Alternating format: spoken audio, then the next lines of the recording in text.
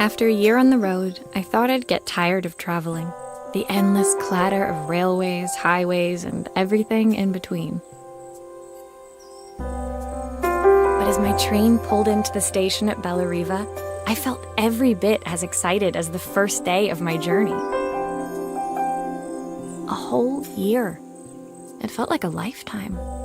The places I'd seen, the people I'd met, of course, the forgotten treasures I'd given a new lease of life along the way. I'm a restorer by trade. Bringing our most beloved possessions back to life is what I love to do. I'd been traveling for months, working my way from one town to the next, fixing everything from family heirlooms to VCRs. Bellariva was my chance to take a break. Unfortunately, that would have to wait until after I'd unpacked.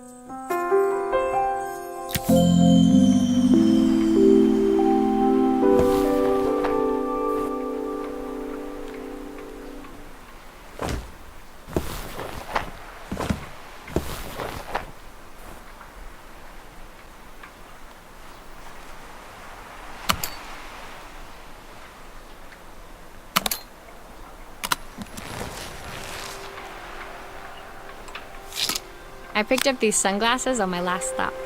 Hopefully I'm cool enough to pull them off. I saw a guitarist wearing these at a show once. Rock and roll repairwoman, at your service. My passport. Not many blank pages left now.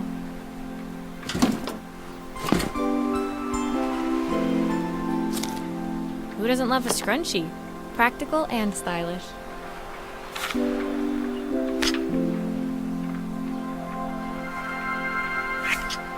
Looking forward to taking more close-ups of my fingers with this.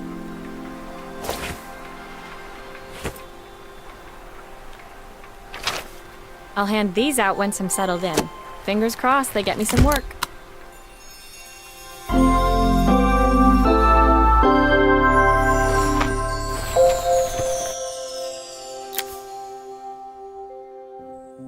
Finally, I'd made it to Bellariva. I'd come for the food festival, taking place in a few days' time. After living off TV dinners and instant ramen for the last few months, I was craving a decent meal. Of course, I'd need to earn enough money to pay for it, so I figured I'd head out the next day and find some work. My parents never wanted me to go. They wanted me to stay in their shop and have a simple, stationary life. I knew there was a world out there, beyond the four walls of our antique store, that I had to be a part of. I daydreamed constantly about the weird and wonderful places each of our antiques came from. I loved figuring out their stories, revealing the memories hidden beneath the screws and wires.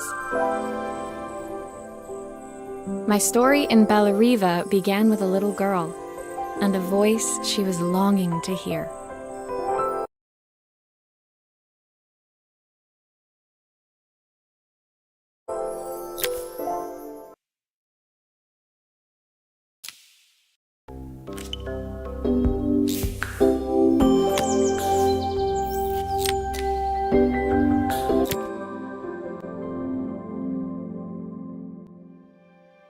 It was my first morning in Bellariva, and I couldn't wait to leave my hotel and explore.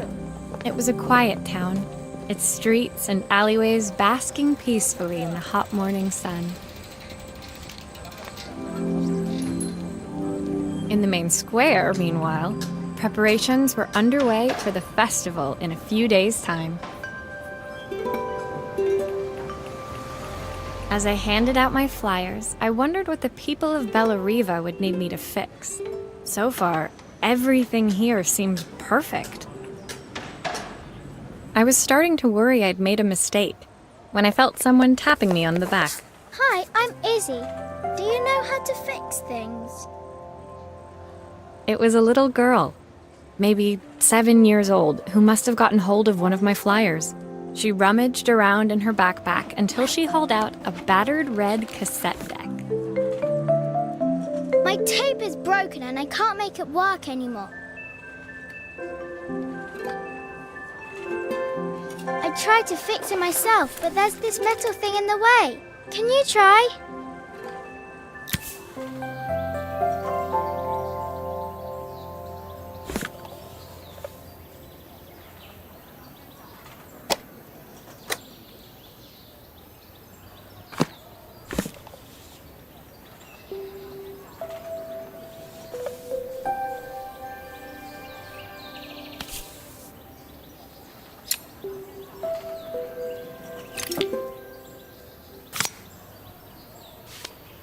Aha! Those batteries look like they need replacing. Luckily, I have some spares.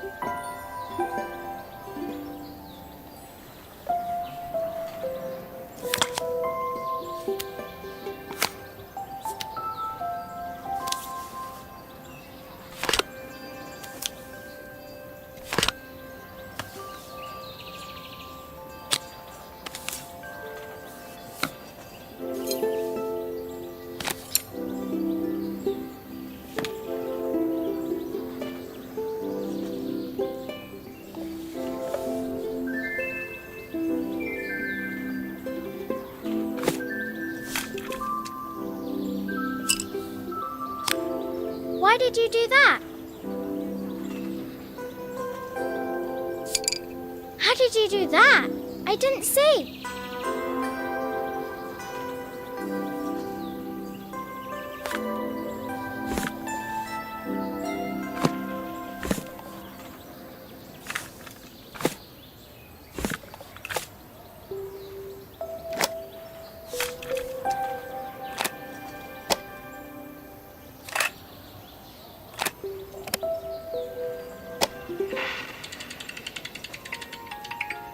Will you dream a dream for me?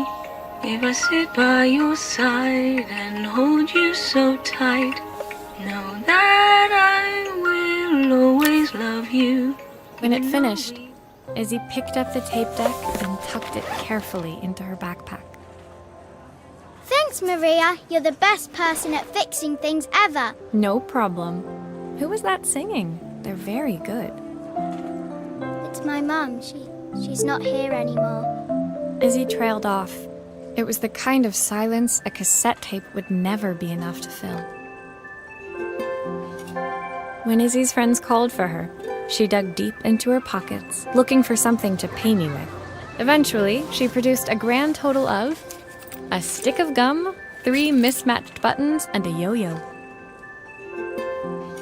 I usually preferred a check, but Izzy looked so serious, I wrote out a full receipt. She seemed like a happy kid, but beneath it all, part of her life had been shattered. Part I wouldn't be able to fix.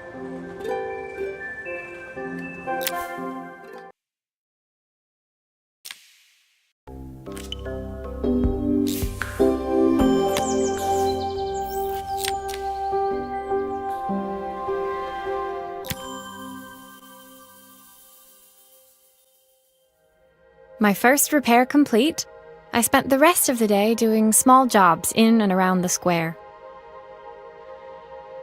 I was exhausted when I got back to my hotel and found a message asking me to make one more visit. The address led me to a quaint little house, a stone's throw from the beach.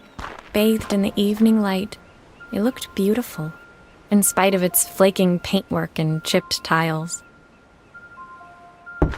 The front door was opened by a harried-looking man, still dressed from a long day at the office. Are you Maria? My name's Joseph. I'm Isabel's father. I'm so sorry she bothered you this morning. Please, come in. I'd like to settle up properly. On the mantelpiece, I saw the remains of a broken statue. Without thinking, I picked up a fragment. Ah, my father's statue. What's left of it, at least. Yet another way I'd have disappointed him. It survived 100 years in this family. But 5 minutes with Isabel and... Do you think you can salvage it?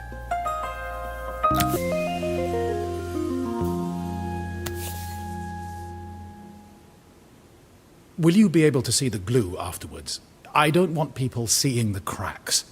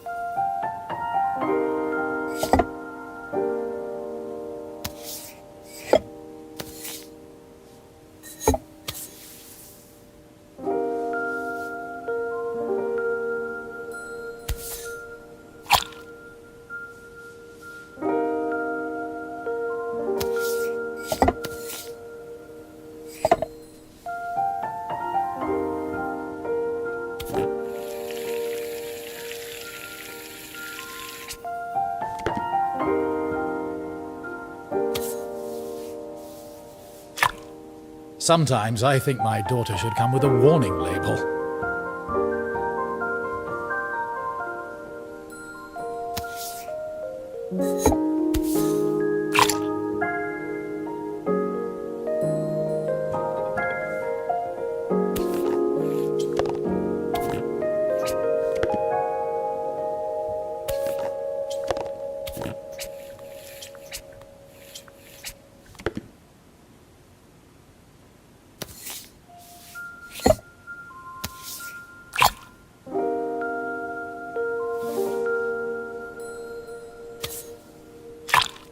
Is this glue really strong enough to hold everything together?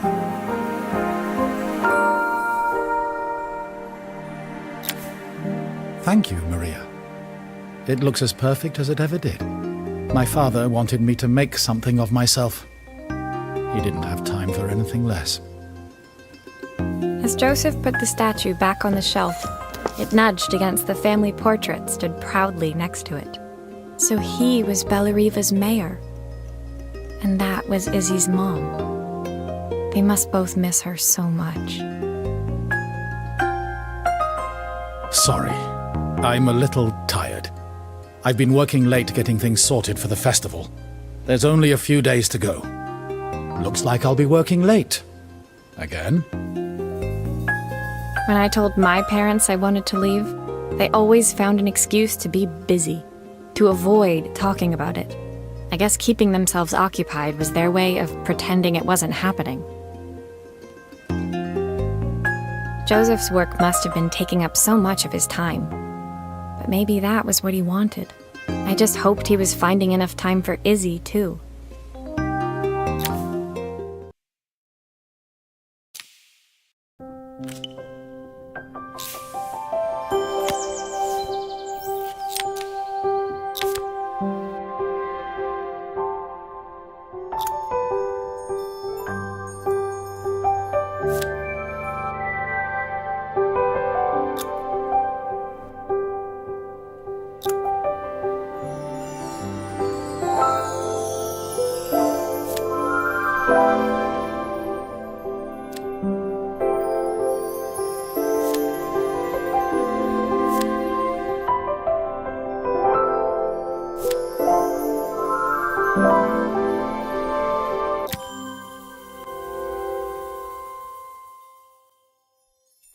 My second day in Bellariva dawned bright and clear, another beautiful sunny morning. Walking into town, I passed cafes overflowing with customers cradling their morning coffees. I stopped, breathing in the smell of roasted coffee beans and freshly baked pastries. I was about to go inside when the owner of Carmen's, the cafe next door, stopped me. Hello, Maria?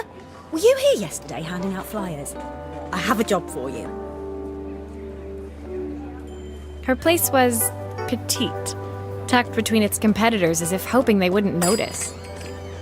Judging by the empty tables inside, though, her potential customers hadn't noticed it either. It's a bit slow today, but we're just getting started. I'm sure it'll pick up soon. As Carmen chatted, she walked over to the counter and returned with an old rotary phone. At least I've got plenty of time to practice my recipe for the festival. It's a new special I've been working on. I was hoping to call my sister for some, seasoning tips, but it won't connect. Can you see if you can figure out what's wrong?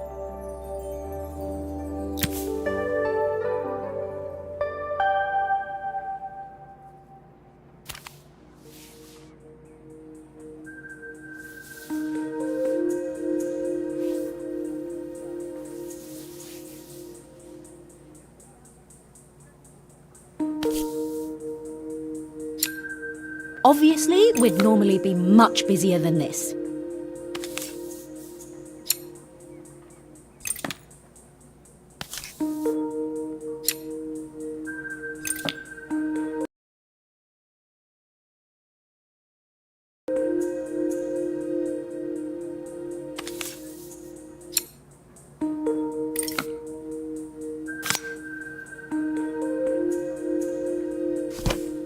You can fix it, can't you?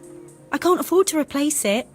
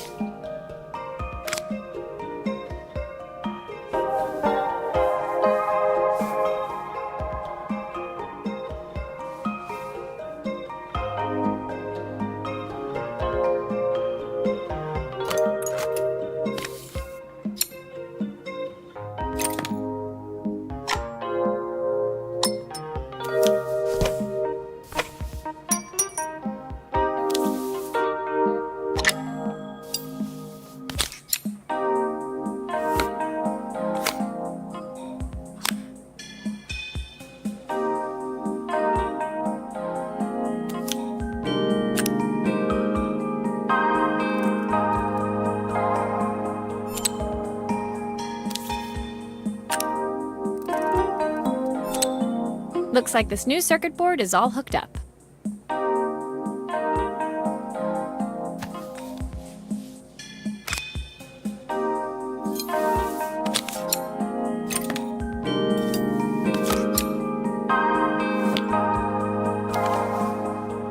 Looks like something is still missing.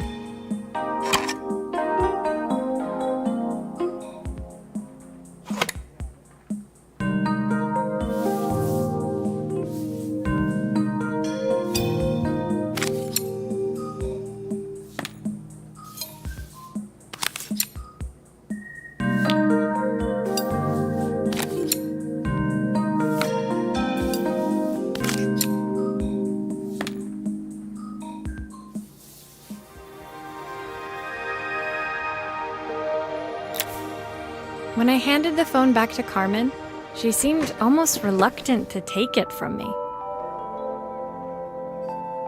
So it's all working now, is it? I don't have to leave it to dry or let it cool down? Nope, it's ready to go. It'll be ringing off the hook in no time. That's if I can pay my phone bill anyway. And the rent and the suppliers. Anyway, take a seat and I'll be right with you. Your coffee's on the house. I sat at one of the empty tables, while at the counter, Carmen had started dialing the phone. Hello? How's my favourite sister doing today?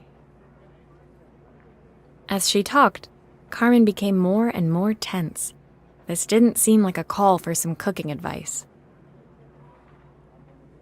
I know I still owe you from last time, but I can't afford to take part in the festival if I don't pay. I could almost feel the eye roll at the other end of the line. You don't need to be here, though. Can't you just put the cheque in the post? When the call ended, Carmen brought me my coffee, her hands trembling. Sorry about that. My sister's decided to fly in for a visit. Oh God, I have to get ready. Actually, I might have another job for you. Can you come by tomorrow?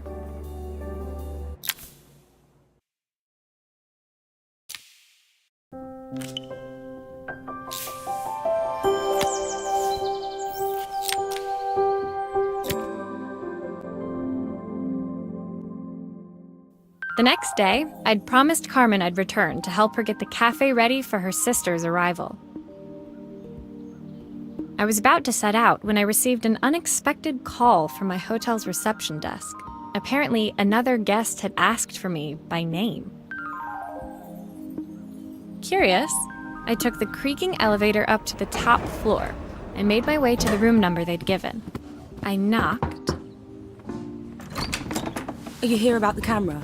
It's about time. The woman in front of me was immaculate. Not a hair out of place or a crease to be seen. My sister tells me you know how to fix things. I'd usually go to an expert, of course, but in this town... So this was Carmen's sister? The two of them couldn't have been more different. Inside her room, I saw a beautiful reflex camera, any professional photographer's dream. The viewfinder is completely dark. I can't see anything through it at all. I assume you can figure out what's wrong?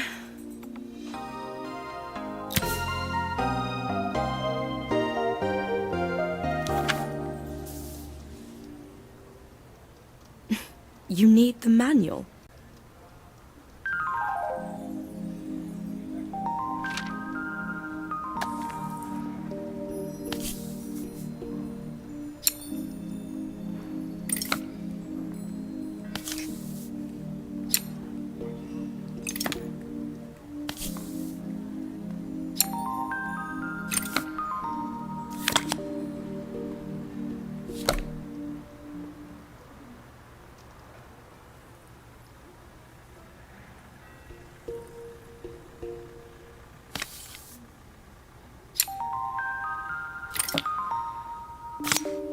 I don't suppose you've fixed anything this valuable before.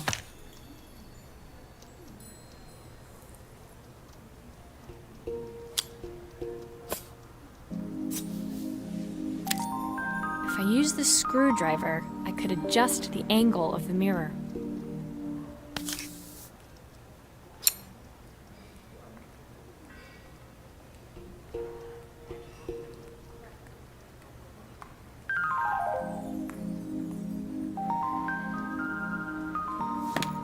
Perfect. Now the viewfinder should be working.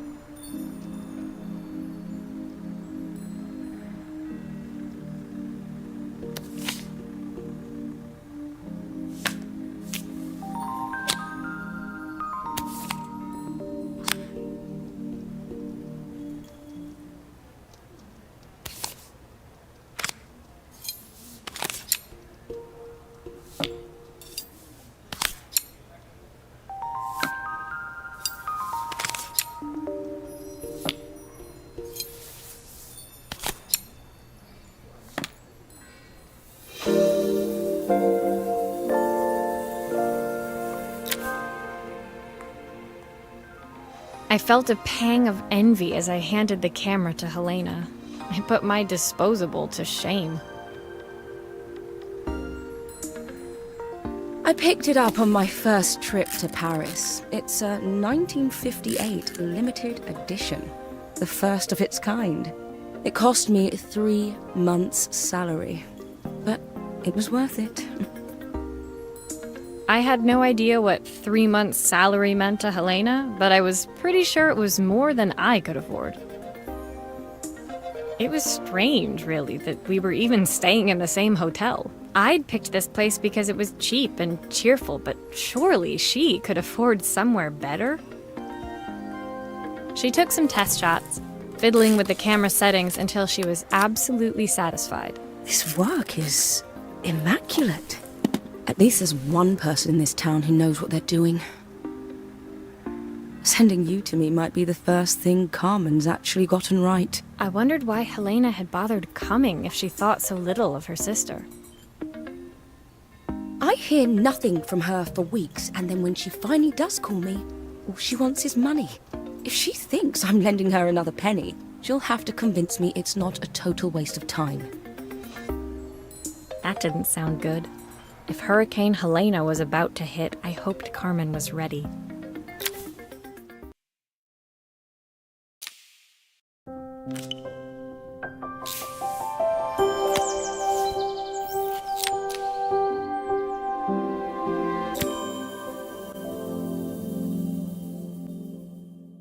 The sun was setting over Bella Riva by the time I reached Carmen's cafe. From the outside, it looked as quiet as ever, but inside, I found Carmen cleaning like her life depended on it. Maria! Oh, don't mind all of this. If Helena finds one speck of dust in here, I'll never hear the end of it. Carmen seemed pleased to see me, but I sensed the fidgeting tension beneath each sweep of her mop. Trying to live up to the standards of someone like Helena seemed like an impossible task. I hope you didn't mind fixing the camera for her. She was furious when it broke.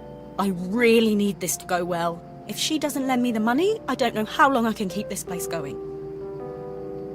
Carmen led me to a back room, where she'd laid out the components of what looked like a neon sign. I had this made when I first opened the cafe, but I'm hopeless with electronics. So there was supposed to be a sign outside. This might explain the lack of customers. I'd like to put it up before Helena gets here. Can you give it a try?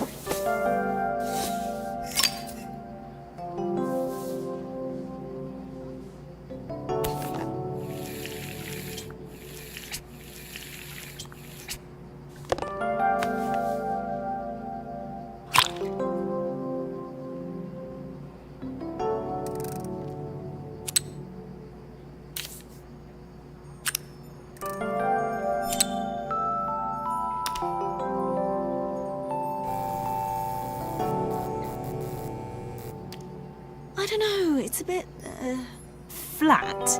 Maybe if it flashes, it'll really catch people's eye.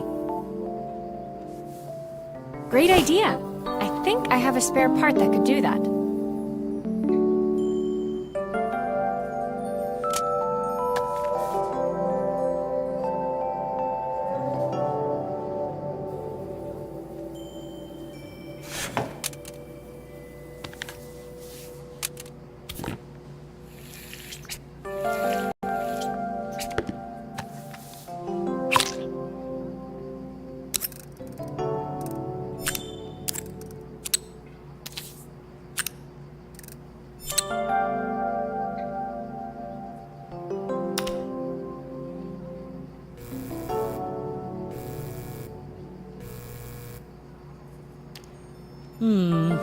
It still needs something else. Maybe we can add one of these.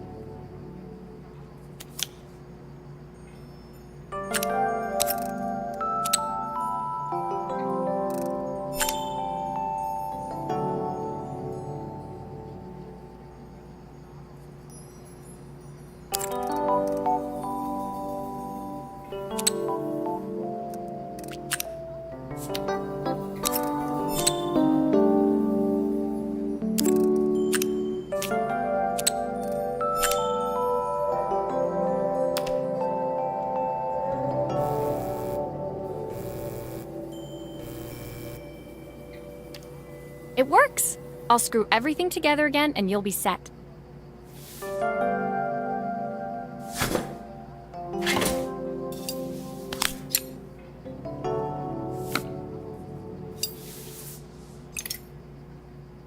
I should make sure I screw everything back together.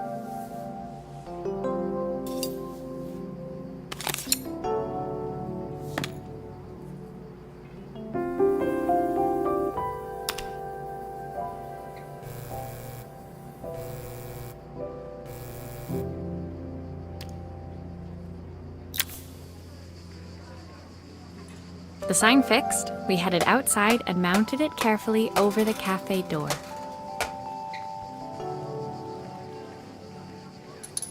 Oh, that's perfect, Maria. It looks just how I imagined it.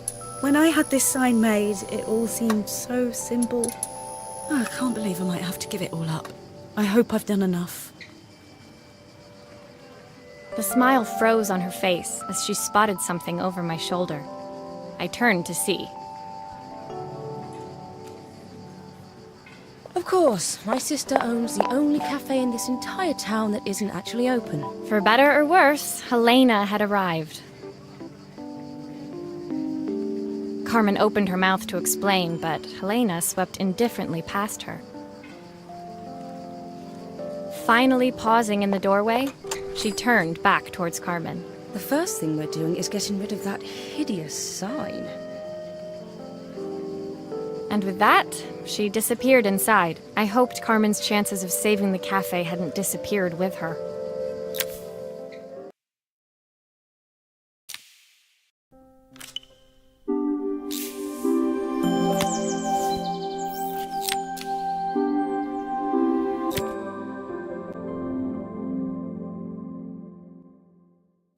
It was the day before the festival, and the whole town was busy getting ready. I had more work than I knew what to do with. When Joseph called with another job, I was craving the cool quiet of his and Izzy's seafront house. I'd barely reached their front door when I heard someone calling me. Psst, Maria, I need your help. Quickly, it's top secret. It was Izzy, peeking out from the side of the house. She beckoned for me to follow her. She led me through to a beautiful, unruly garden overflowing with flowers of every color. Nestled among them was a playhouse, its doorway almost completely obscured by a towering rose bush. You have to squeeze past it and breathe in real small, like this. Izzy took in a big gulp of air and crawled through the gap and into the playhouse. I hadn't planned on crawling in the dirt today, but the life of a repairwoman never did run smooth. On the table inside, there was an electronic toy. Not exactly the usual stock in my parents' antique shop. I had an accident. I didn't do it on purpose or anything, but it won't turn on anymore. Can you fix it for me?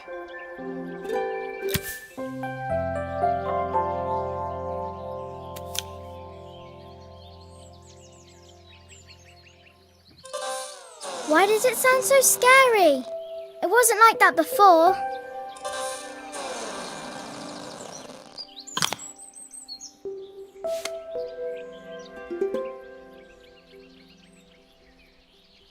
Nothing. Maybe there's an issue with the battery.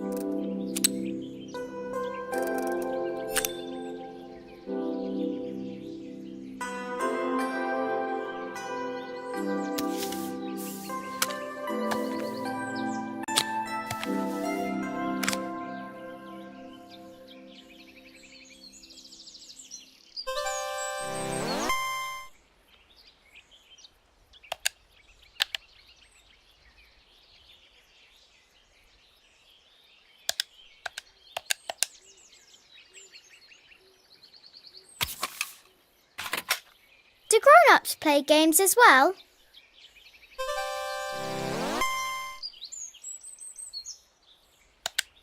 Can you show me how to play? I tried before, but it was so hard.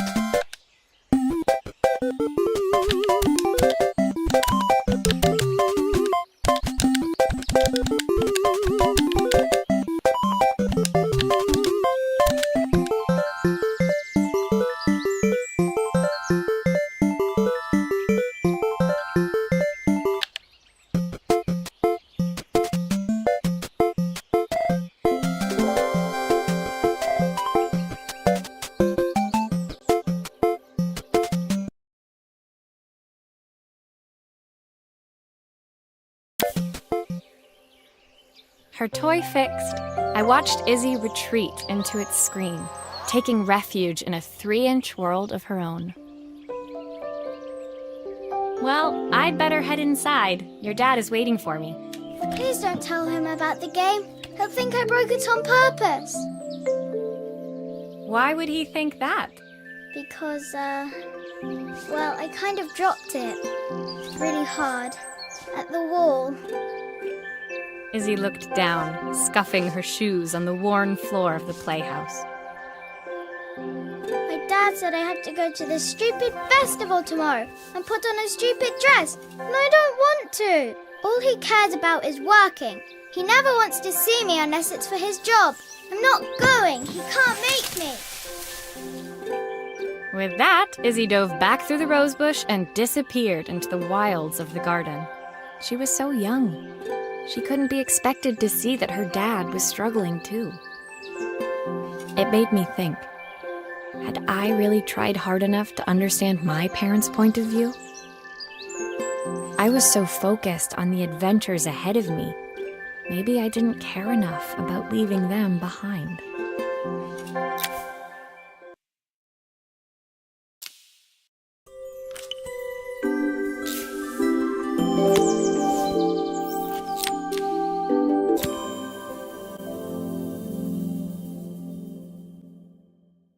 Leaving Izzy hiding in the garden, I walked around to the front of the house and rang the doorbell.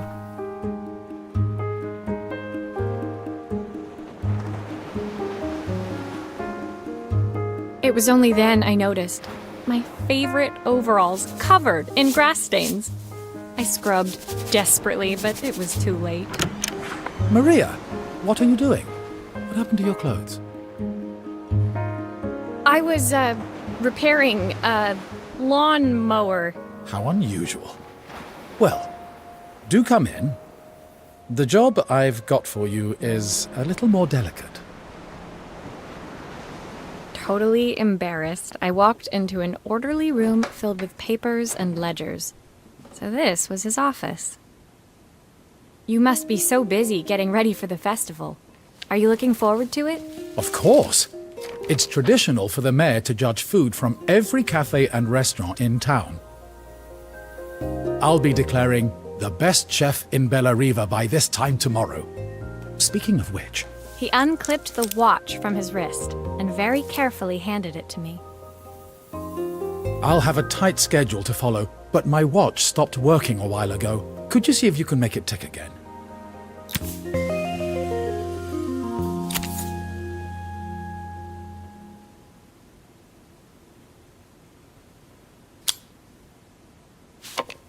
Are you sure it will all fit back together?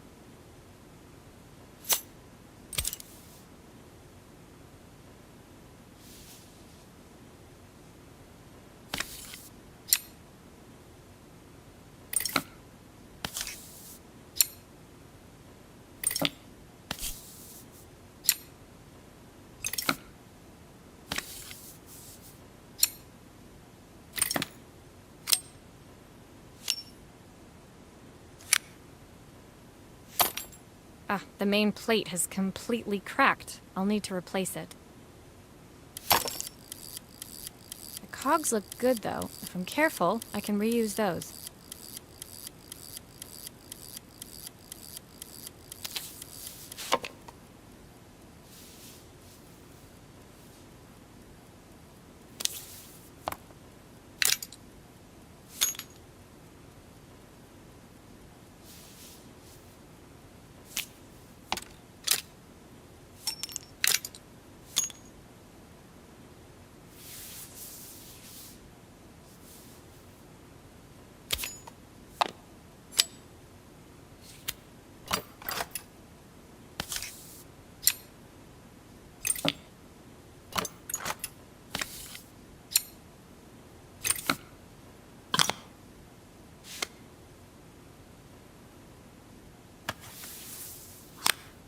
I've not gone a day without this watch since my wife gave it to me.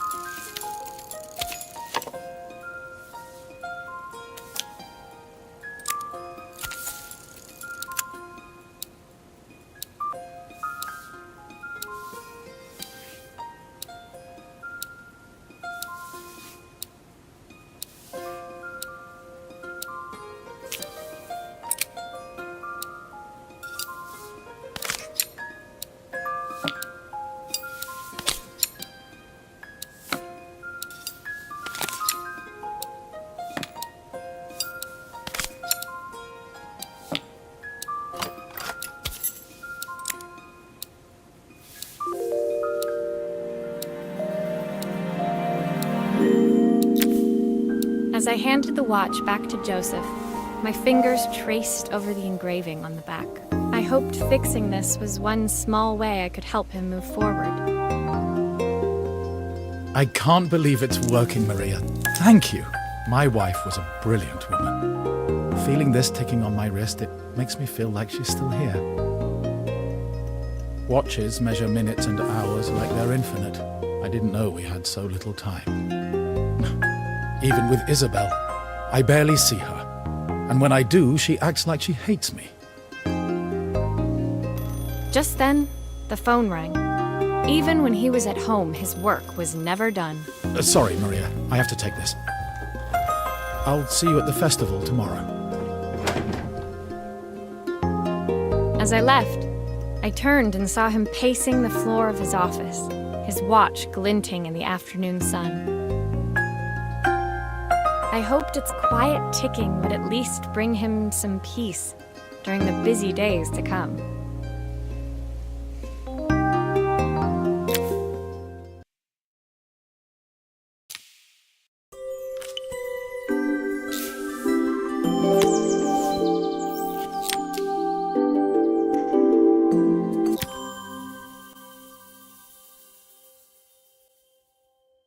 When my last job of the day brought me to Carmen's apartment, the door was opened by someone I didn't expect to see, Helena. Sorry for inflicting this mess on you. Carmen's never seen a knick-knack she doesn't want to buy, apparently. Carmen's apartment was a little chaotic, but totally charming. It was easy to imagine her living in a place like this. It definitely wasn't Helena's style. She seemed more upmarket than flea market. I wondered why she was even here. We're having a clear out, or at least I am. Carmen's not helping, as usual. There's a market at the festival tomorrow. I'm selling some of these things to make her some money. She says she has nothing when there's all this stuff right under her nose. Helena stepped delicately past the items on the floor and reached down to pick up one from the pile. Look at this slide projector. Our parents treasured it, but Carmen treats it like a piece of junk. Can you take a look?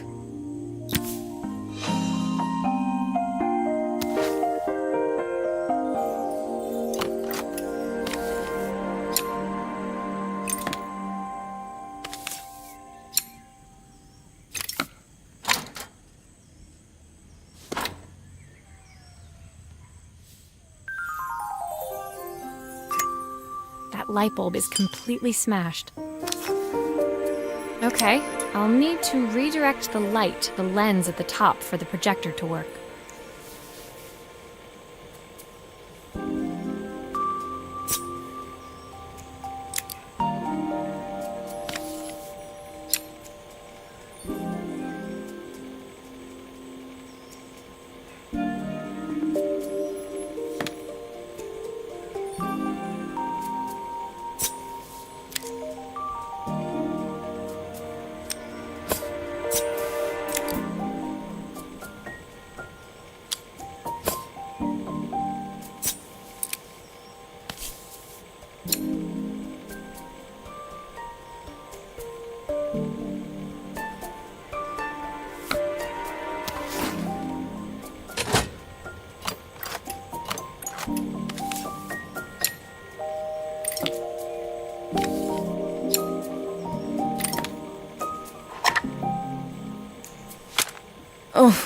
Typical. Carmen's even managed to get a slide stuck in here.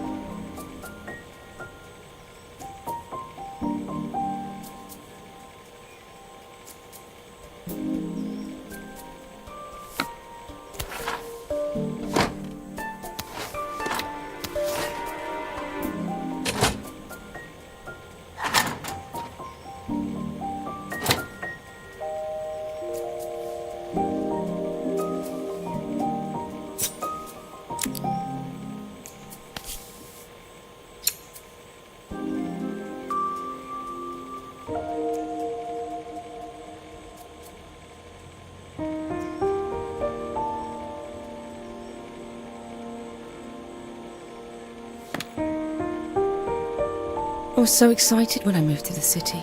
Carmen, she looks so sad.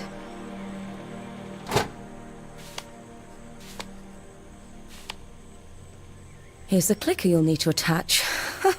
God knows how Carmen broke that as well.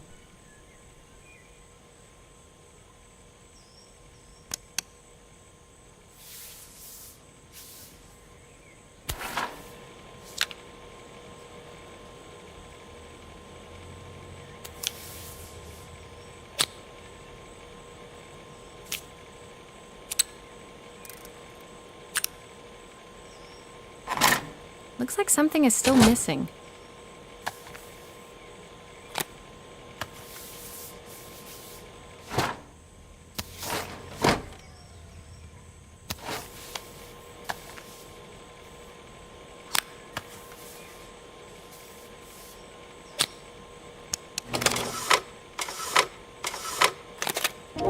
When we were younger, Carmen was always following me around.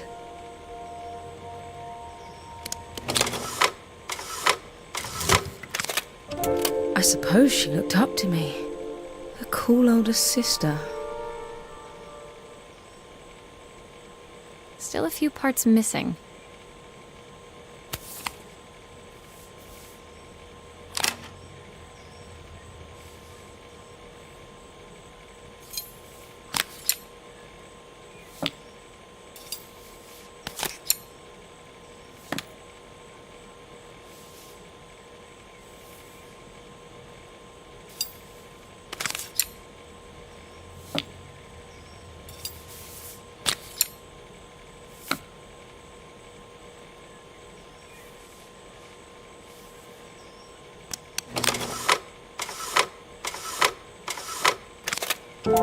She used to ask me when I was coming home, but I was always too busy.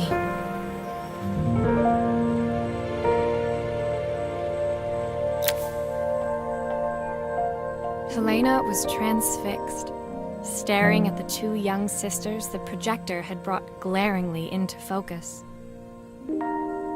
I never meant to let her down. But you haven't, have you? You came all this way just to help with the cafe. Plus the money. That's the problem. There is no money. I lost my job a few months ago. My savings are almost gone. I have nothing. Carmen thinks I'll throw my checkbook at her bad decisions and make them okay. But I can't. Not this time. You know, the funny thing is, I came here wanting to tell her the truth.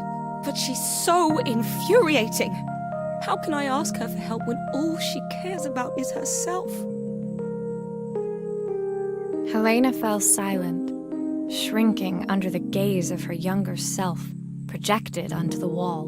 We drifted so far apart when I moved away. It felt like the only thing keeping us together was my bank balance.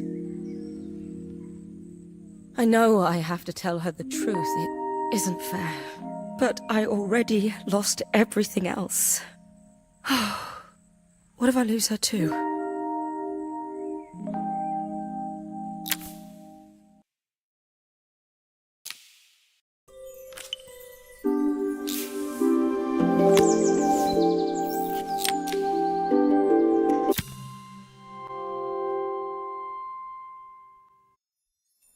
day of the festival finally came, and after all my hard work, I was ready to put down my tools and pick up a fork.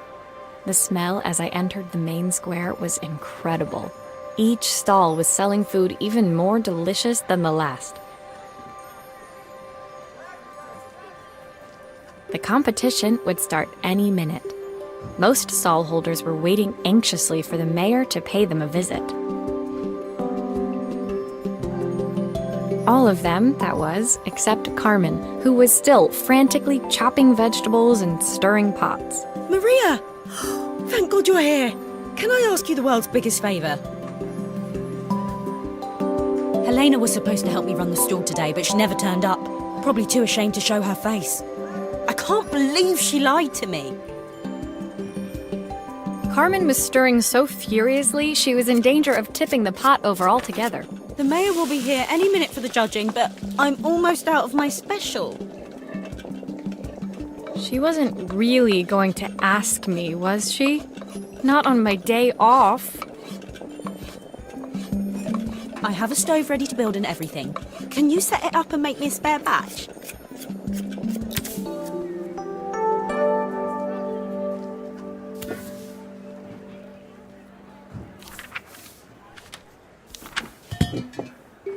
Oh, her recipe is a bit smudged.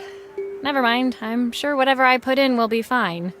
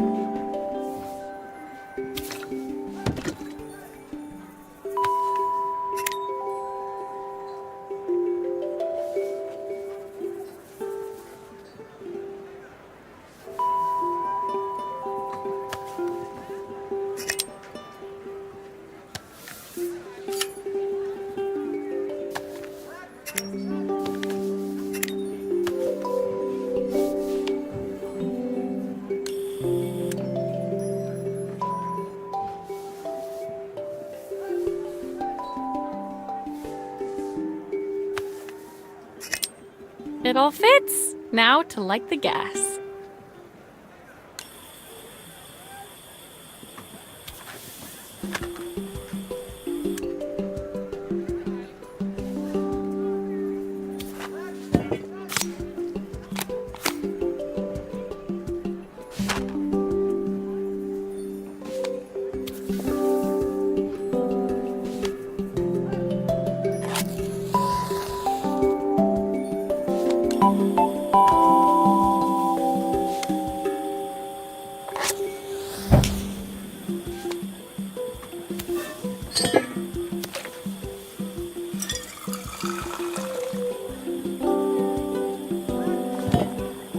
I think that pot is really boiling now. Smells great, if I say so myself.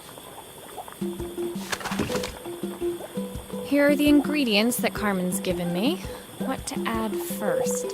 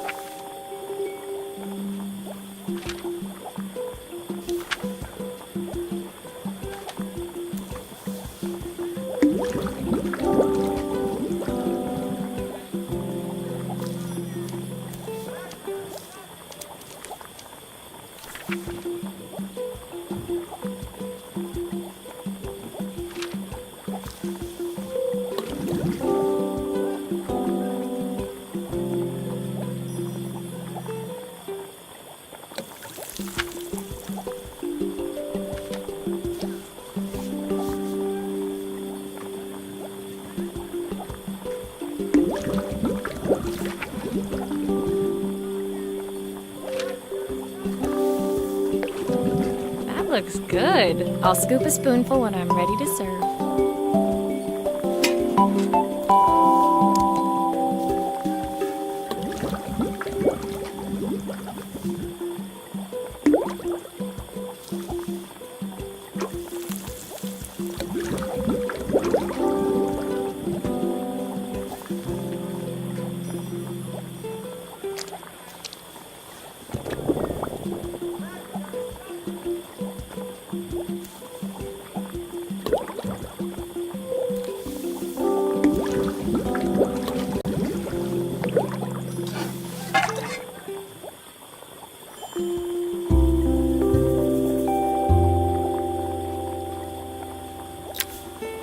My part done, Carmen took over and added the finishing touches. It was just in time, and a moment later, Joseph arrived with Izzy in tow. Carmen anxiously handed them both a serving. That was so tasty. Can I have some more, please? Well, you've certainly earned yourself a loyal customer in my daughter. We have a few more meals to taste, but so far you are one of the best. Good luck. Joseph and Izzy looked so happy together. Maybe the festival was doing them some good after all. Carmen, on the other hand, seemed annoyed. But why, when it had all gone so well? I wish Helena was here to see this. She's so convinced I'll never succeed at anything. She wants what's best for you. She's just not very tactful about it. Yes, I know. Even when I was a kid, she pushed me when no one else did. I just wish she hadn't lied to me. But then, I've asked so much of her over the years. I never stopped to think how much she actually had to give.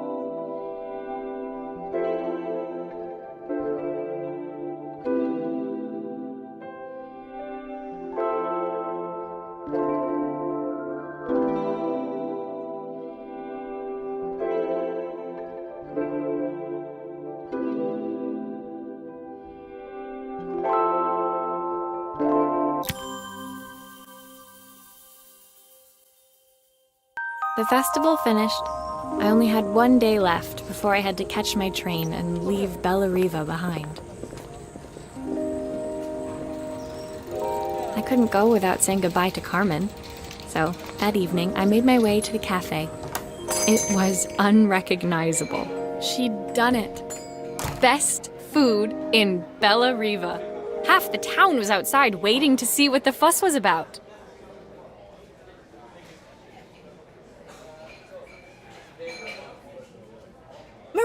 Maria! My favorite sous chef! Come on through! It was Carmen, acting every inch the successful cafe owner she deserved to be. Even Helena was there, serving the coffees. This was the last place I expected to see her after yesterday's drama. Carmen led me through to a balcony upstairs, where she brought out an old record player. I found out where Helena was on the day of the festival. She was selling her camera to clear the cafe's debts. But then she didn't have much left for herself. So, I've asked her to come and stay with me for a while. We have a lot of catching up to do. I wanted to give her this, to cheer her up. We listened to it all the time when we were kids. Do you think it has one last tune in it?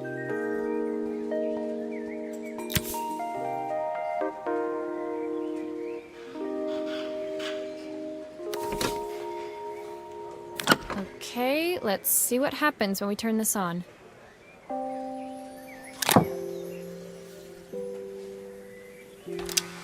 The speaker isn't connected properly. I should check the wiring. The speaker isn't connected properly. I should check the wiring.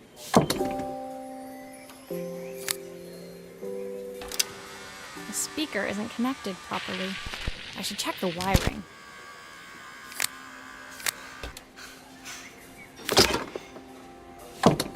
Here's the problem. This wiring isn't connected properly.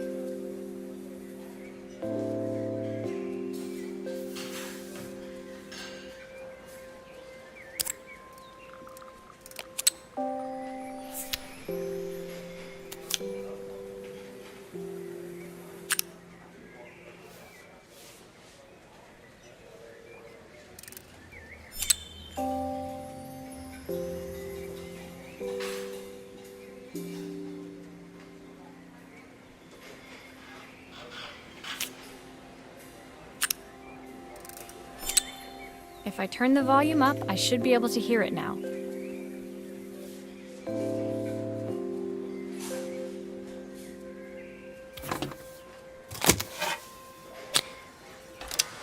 The speaker isn't connected properly. I should check the wiring.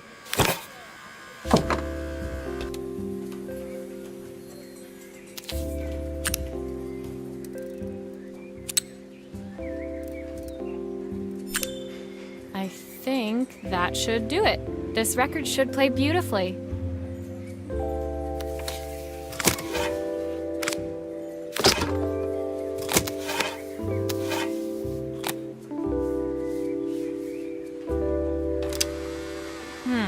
It's spinning the wrong way. How can I get it to play in the right direction? It must be to do with the motor. Let's see if one of these spares can turn things around.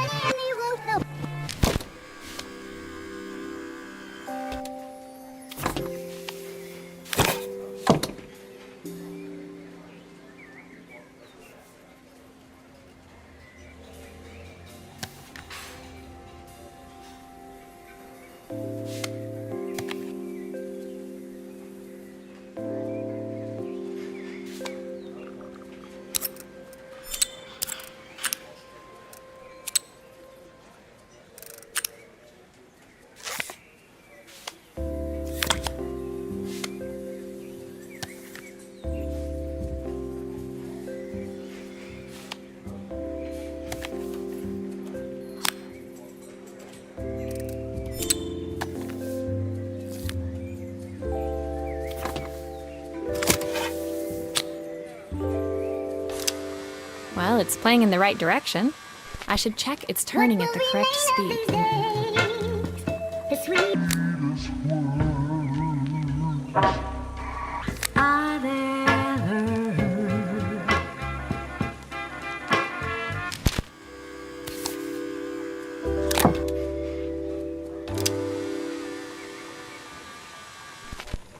What will remain of these days? The sweetest words I've ever heard. The record player's crackling tune must have caught Helena's ear, as she appeared a few moments later. Is that my old record player? I can't believe you've kept it all these years, Carmen.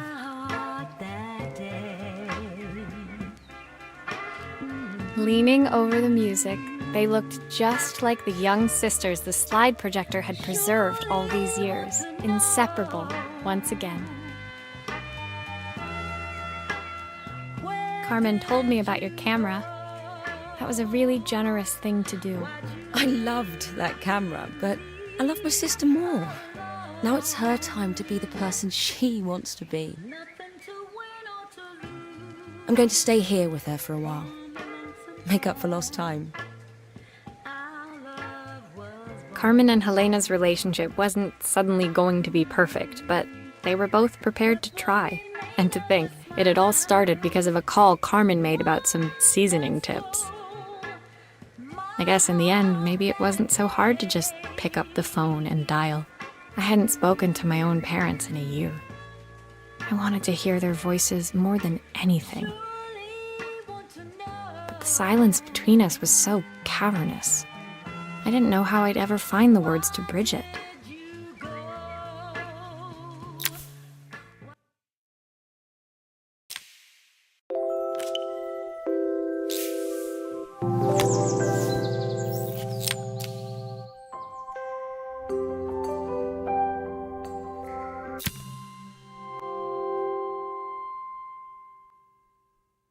My final morning in Bella Riva, I received one last call out to Joseph and Izzy's house. I knew I had to pack, but I figured I could squeeze in one final job before I had to leave.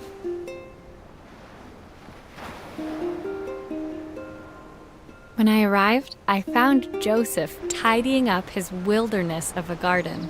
The playhouse was already cleared. Inside, I could see Izzy happily testing out her screw-driving skills on the back of her cassette deck. You've made quite the impression. Izzy, tells me she's going to be a repairwoman like Maria. I'm sure she could be anything she wanted if she put her mind to it.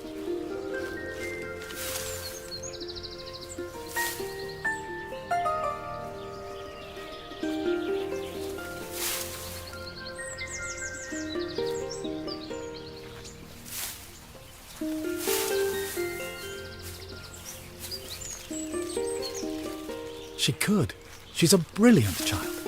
Spending the day with her at the festival, I haven't had so much fun in ages. I wanted to give her something before she starts to forget. Inside, the house was transformed, flooded with light and the sounds of the garden. It felt alive again. This would be my last repair in Bella Riva, but it felt like it was the house that had really been restored. It's a music box. It used to play beautifully, but now when I wind it up, nothing happens. I'd love for Izzy to hear it sing again. Can you help?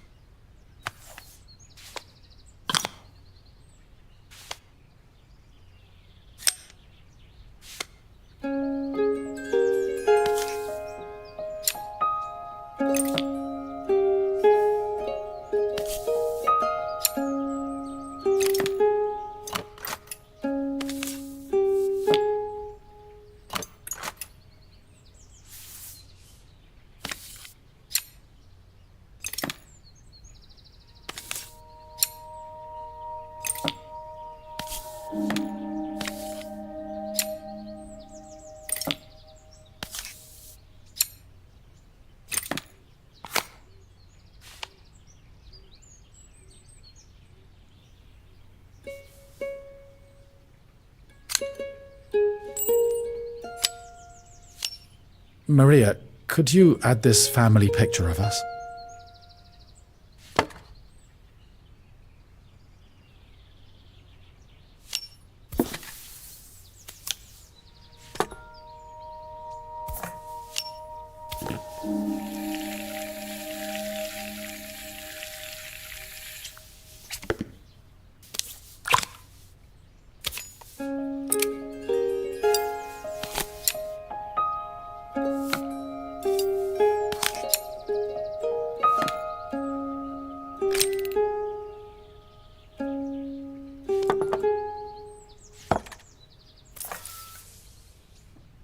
This mechanism is completely broken. I'll need to take it all apart before I can fix it.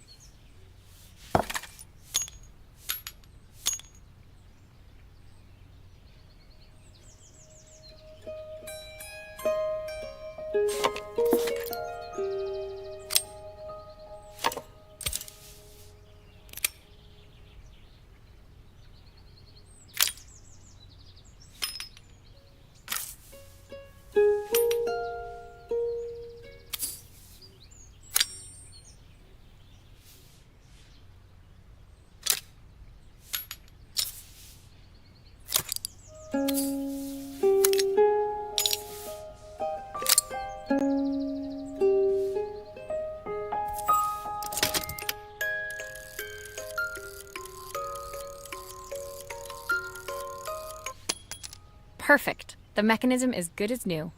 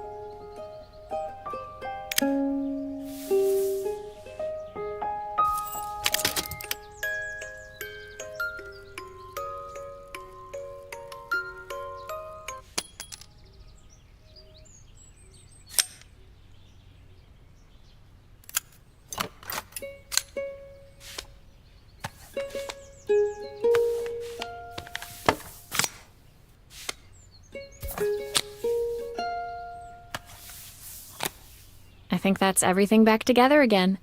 I should play it to make sure.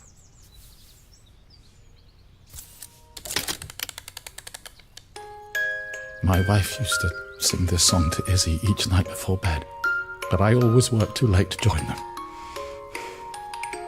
Will you dream a dream for me if I sit by your side and hold you so tight?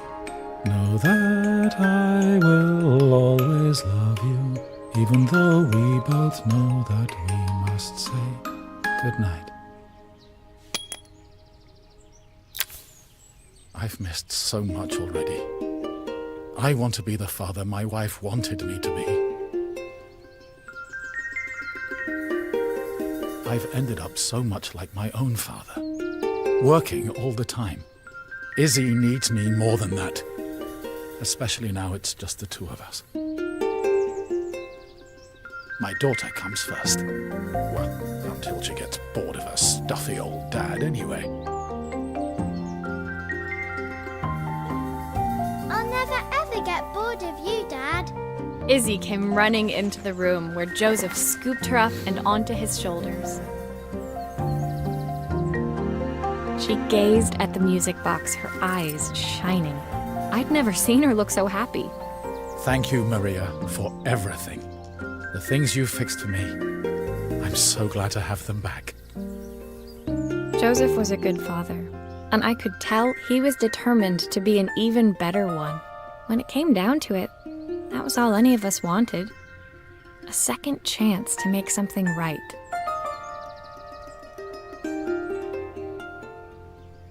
My time in Bellariva was almost over, but before I left, I knew there was something of my own I needed to fix.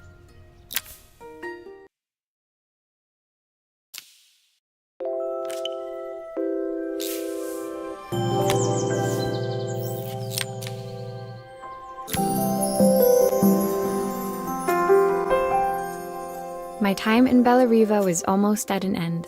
Another chapter finished in a story whose ending I hadn't felt ready to write.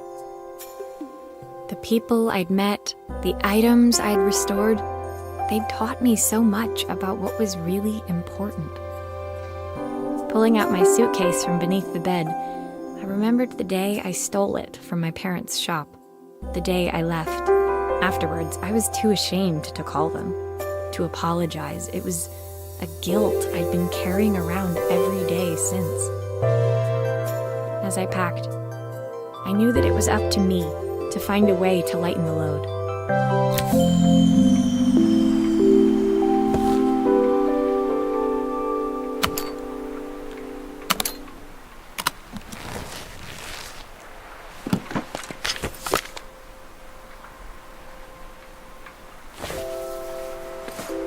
Elena gave me these designer shirts. Not sure I'll pull them off as well as she does. Joseph's idea of light reading for the train. It does look thorough.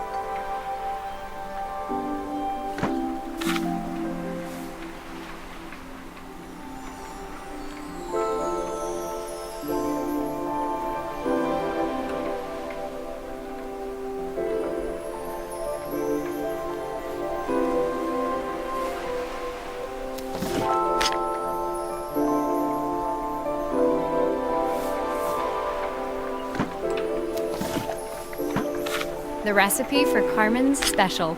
I'm under strict instructions to guard it with my life. My train ticket. I can't believe it's time to leave Bellariva behind. Izzy gave me this in exchange for my repair manual. She'll be a pro in no time. The soundtrack to my travels. I'll be listening to this on the journey.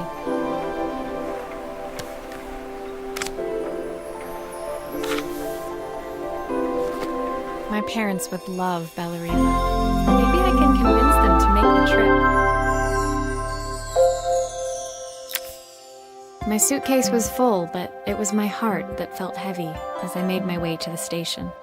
I was sorry to be leaving Bellariva behind, but I hoped that, in my own small way, I'd made a difference. Helena and Carmen's reunion was possible because they'd learned to overcome their differences.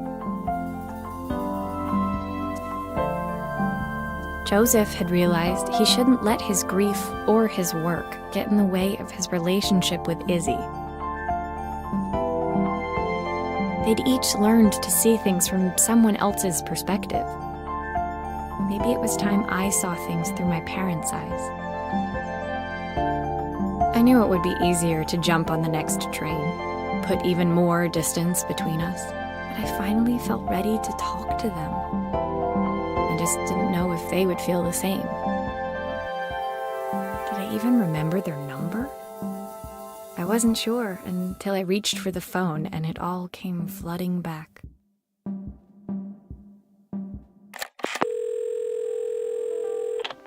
Mom? Dad? Maria? Is that you?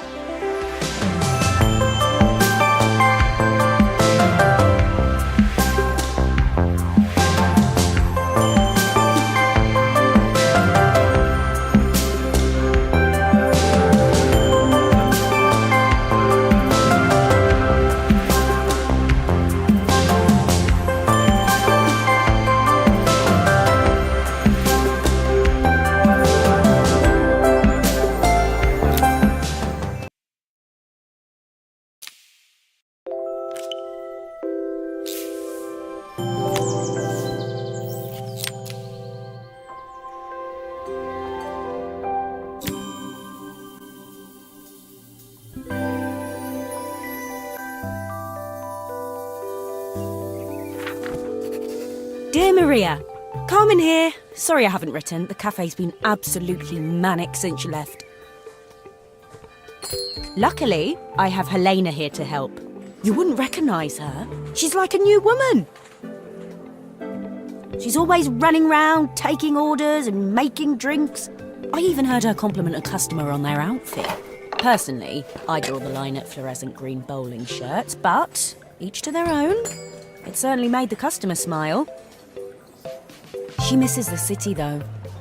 Bellariva's many things, but it's definitely not as chic as she'd like. She said there was a coffee shop near her old apartment where they made coffee with a shape drawn on top. It got me thinking, I'm an award-winning chef. I can figure out how to put a leaf on a cappuccino. A bit of cosmopolitan coffee might be just what Helena needs. Of course, ordering a new coffee machine was the easy part.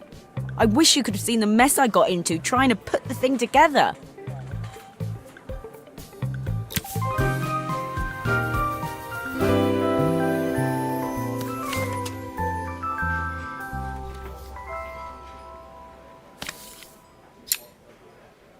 I saw Maria use her screwdriver a million times. Taking this apart will be easy.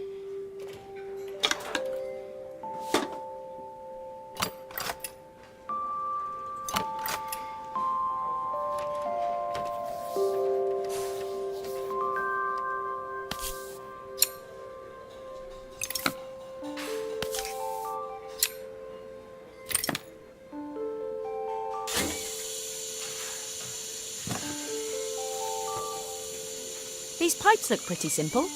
I should start with them.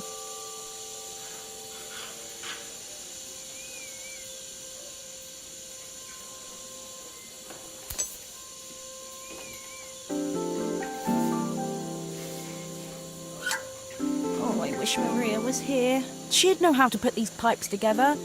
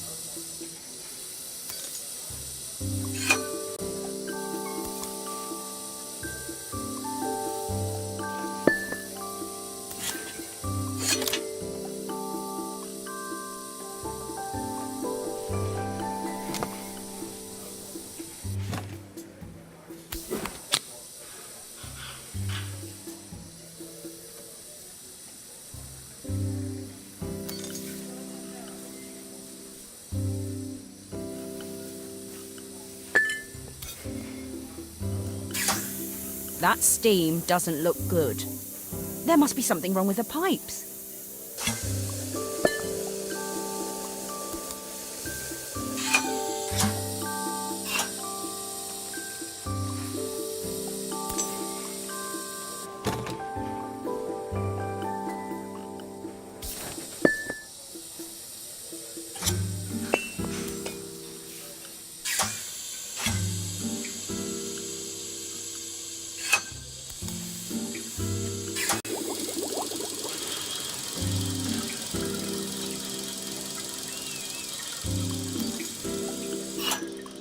Finally, no more steam.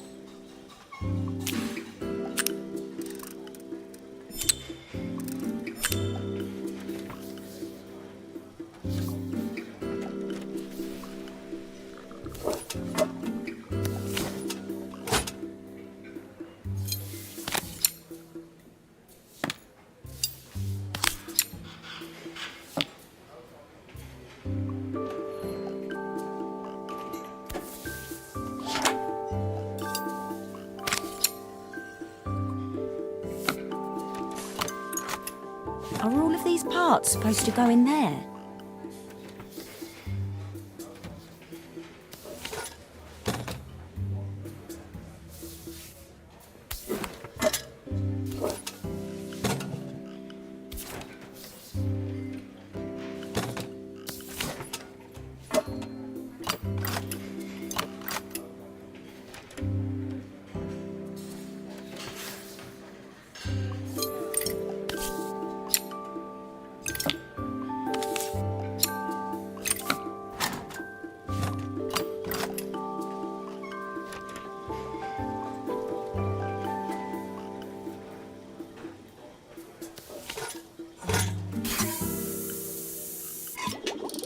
Finally, no more steam.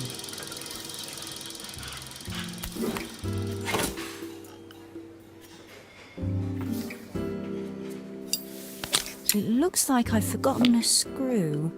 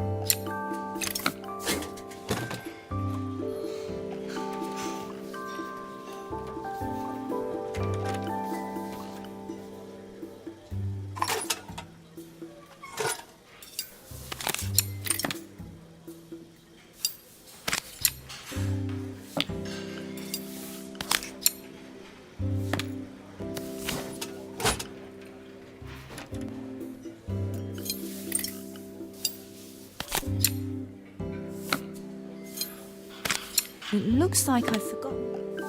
I think that's everything. Better test the buttons, just to make sure.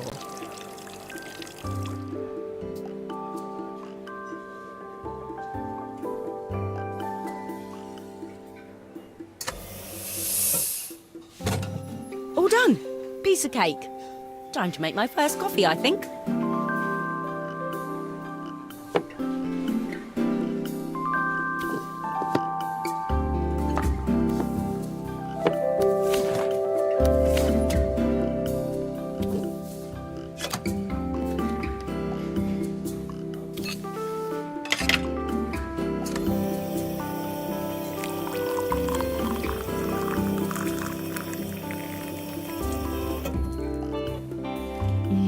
Smells delicious. Now to make it look magical.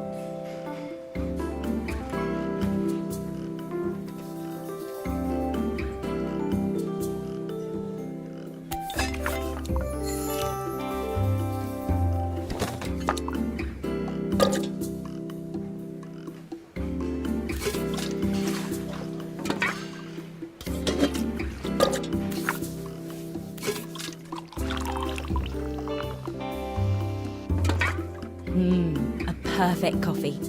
All it needs is a saucer and a couple of Helena's favourite biscuits.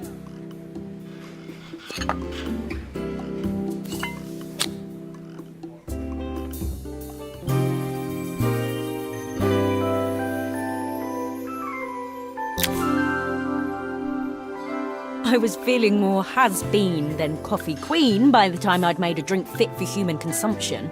It looked a bit, postmodern, but knowing Helena's refined tastes, I hope she'd think it was intentional. Always the connoisseur, she didn't even bother to look at it at first. She was so busy wafting it under her nose. Steamed up her glasses, of course. How was she going to see my work of art through an eye full of fog? When she finally spotted it, though, she was totally impressed. I'll admit, she spent several minutes trying to figure out exactly what it was I'd drawn. She decided it was probably a horse. Well, what she doesn't know won't hurt her. She was impressed enough to ask for another one. I guess I'll need to get some practice in. The whole thing was such hard work, Maria. I never realised how difficult it was, all that mechanical stuff. It made me realise how much I have to thank you for, so I wanted to say that now. Better latte than never. Hoping you're well. Your friend, Carmen.